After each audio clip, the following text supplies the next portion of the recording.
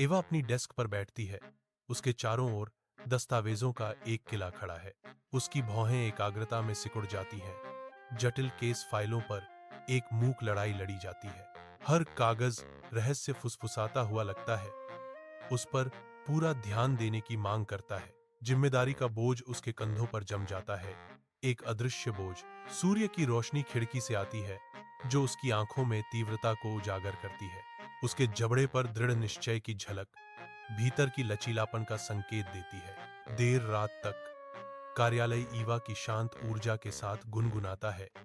उसकी छवि मॉनिटर की चमक से बनी है। आर्यन दरवाजे पर प्रकट होता है।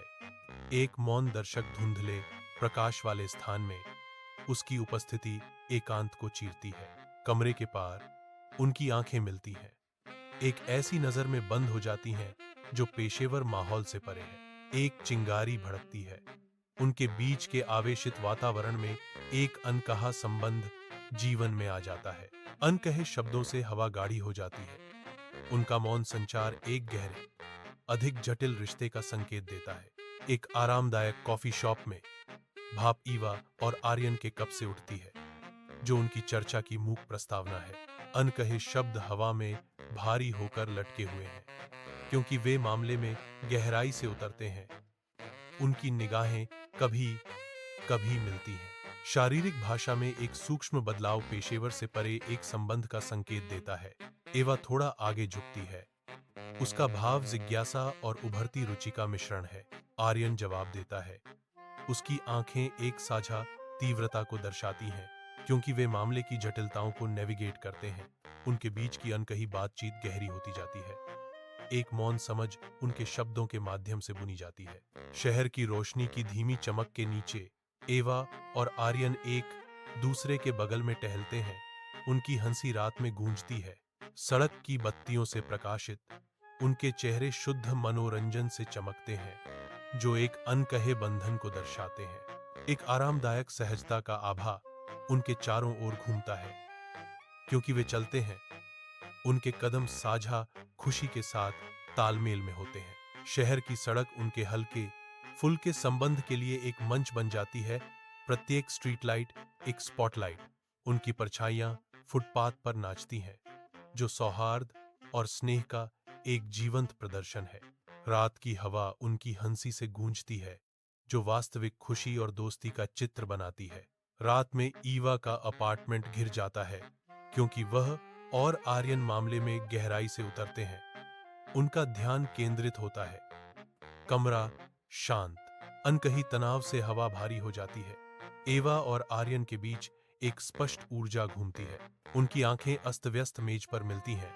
मामले की फाइलों के बीच उनके बीच एक मौन स्वीकृति गुजरती है। अपने काम के गुरुत्वाकर्षण से करीब खींचे गए उनके आसपास की जगह सिकुड़ती हुई लगती है, जिससे उनकी जागरूकता बढ़ जाती है। एक साझा नजर मुद्रा में एक सूक्ष्म बदलाव मामले का वजन एक निर्विवाद संबंध बना रहा है।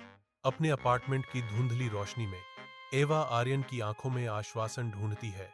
उसका भाव कमजोर और खोजपूर्ण है। आर्यन की चुप्पी एक भारी कंबल है। उसका चेहरा एक अपठनीय मुखौटा है, जो घुटन भरी शांति में कोई सांत्वना नहीं देता। अनकहे शब्दों से हवा भारी हो जाती है। हर सांस उनके बीच की दूरी की एक दर्दनाक याद दिलाती है। एवा की आवाज कांपती है, क्योंकि वह चुप्पी तोड़ती है। उसका सवाल हवा में लटका हुआ है। क्या मैं तुम्हारे लिए बहुत ज्यादा हूं? सवाल अनसुलझा धुंधले कमरे में लटका हुआ है, जो भेद्यता और अनकहे डर से भरा हुआ है। अपने अपार्टमेंट की धुंधली एकांत में ईवा अकेली बैठी है। उसका चेहरा शांत आंसुओं से गीला है। दिल टूटने का एक चित्र। आंसू चुपचाप उसके चेहरे पर गिरते हैं। हर बूंद अनकहे दुख का प्रमाण है। वह भ्रम और निराशा से कांपती हुई फुसफुसाती है। मुझे समझ नहीं आता कि क्या गलत हुआ। कठोर प्रकाश लंबी छाया डालता है, जो उसकी आत्मा के भीतर बन रहे गहरे गड्ढों को दर्शाता है। उसकी आंखें लाल किनारों वाली और सूजी हुई खाली कमरे में जवाब ढूंढती हैं। केवल उन बातों की गूंज पाती हैं जो थीं।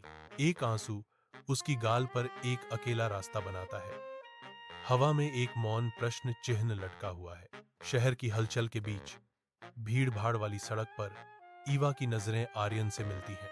एक क्षण की शांति जब उनकी निगाहें मिलती हैं, उन्हें एक साझा मौन स्थान में निलंबित कर देती है। आर्यन को घूरते हुए एवा का भाव अस्पष्ट है। आर्यन उसकी ओर देखता है। उसका चेहरा उलझन भरी भावनाओं का मुखौटा है। शहर का शोर कम होता जाता है क्योंकि उनकी आंखें अनकहे शब्दों को व्यक्त करती हैं, दूरी को पाटती हैं। दोनों में से कोई नहीं बोलता। फिर भी हवा उनकी अनकही बातचीत के भार से चटकती है। अपने मॉनिटर की ठंडी चमक में नहाती हुई ईवा अकेली बैठी है, जो डिजिटल दुनिया में डूबी हुई एक अकेली आकृति है। उसकी उंगलियां कीबोर्ड पर नाचती हैं। हर की स्ट्रोक रणनीति के जटिल खेल में एक सटीक चाल है। वह एक अनुभवी पेशेवर की कुशलता से मामले पर हमला करती है। कोड की प्रत्येक पंक्ति को निर्दयी दक्षता के साथ विच्छेदित किया जाता है। फिर भी उसकी गहन एकाग्रता की सतह के नीचे उसकी आंखों में एक गहरा दुख झिलमिलाता है, जो एक छिपे हुए दर्द को धोखा देता है। अतीत के बोझ का भार उसके चेहरे पर छाया डालता है, क्योंकि वह न्याय की अपनी अथक खोज जारी रखती है। शहर के चौक में धूप भर जाती है, क्योंकि भीड़ ईवा की जीत का जश्न मनाती है। खुशी के बीच ईवा एक मुस्कान देती है, एक मुखौटा जो उसकी आंतरिक अशांति को छुपाता है। हलचल भरा चौक ऊर्जा से गूंजता है। फिर भी ईवा अपनी सफलता में अलग थलग खड़ी है। प्रत्येक बधाई शब्द जीवंत दृश्य में खोखले प्रतिध्वनि की तरह लगता है। उसकी आंखें एक गहरी कहानी बयां करती हैं, छिपे हुए दर्द का एक मौन वृत्तांत। खुशी का मुखौटा बिखर जाता है, जिससे उसकी सच्ची भावनाओं का गहरा विरोधाभास प्रकट होता है। अपने धुंधले प्रकाश वाले अपार्टमेंट में ईवा अकेली बैठी है, जो लंबी छायाओं से घिरी हुई है, जो कमरे में नृत्य करती हैं। भारी चुप्पी बहुत कुछ कहती है, क्योंकि वह जानबूझकर उन जगहों से बचती है जो आर्यन की यादों से गूंजती हैं। अनकहे यादें बनी रहती हैं, मोटी और दम घोंटू। ईवा की एकांत जगह की चार दीवारों के अंदर हर छाया, हर शांत कोना उन कहानियों को फुसफुसाता है जो कभी थीं और जो फिर कभी नहीं हो सकती। एवा अभी भी खड़ी है, अंधेरे के बीच एक भूतिया आकृति कल के भूतों से जूझ रही है। 1 महीने बाद आर्यन शहर के अराजकता के बीच ईवा को ढूंढता है। उसका चेहरा पछतावे और अंतर्निहित डर का कैनवास है। शहर के कार हॉर्न और दूर के सायरन की सिम्फनी तनाव को बढ़ाती है, क्योंकि वे मिलते हैं। आर्यन की आवाज फटी हुई है। व्यस्त सड़क धुंधली पड़ जाती है। अपनी गलती स्वीकार करते हुए, मैंने गलती की। उसकी आंखें इधर उधर घूमती हैं। डर पश्चाताप के साथ मिल जाता है, क्योंकि वह फुसफुसाता है, मैं डरा हुआ था।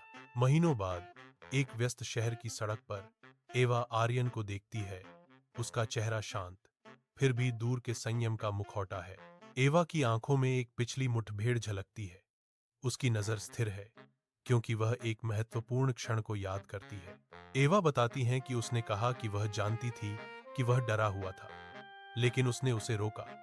एवा बताती हैं, उनकी आवाज अनसुलझे भाव से भरी हुई है। आर्यन के लिए शहर का शोर कम हो जाता है, क्योंकि वह एवा के शब्दों को सुनता है। अनकही कहानी का बोझ उन दोनों के बीच भारी पड़ रहा है। महीनों बाद एक व्यस्त शहर की सड़क पर एवा आर्यन से दूर चली जाती है। एवा सुंदर और बुद्धिमान बनी हुई है, फिर भी एक गहरा बदलाव उसकी उपस्थिति को चिह्नित करता है। शहर का जीवंत पृष्ठभूमि ईवा की एकाकी आकृति के साथ विरोधाभास करती है।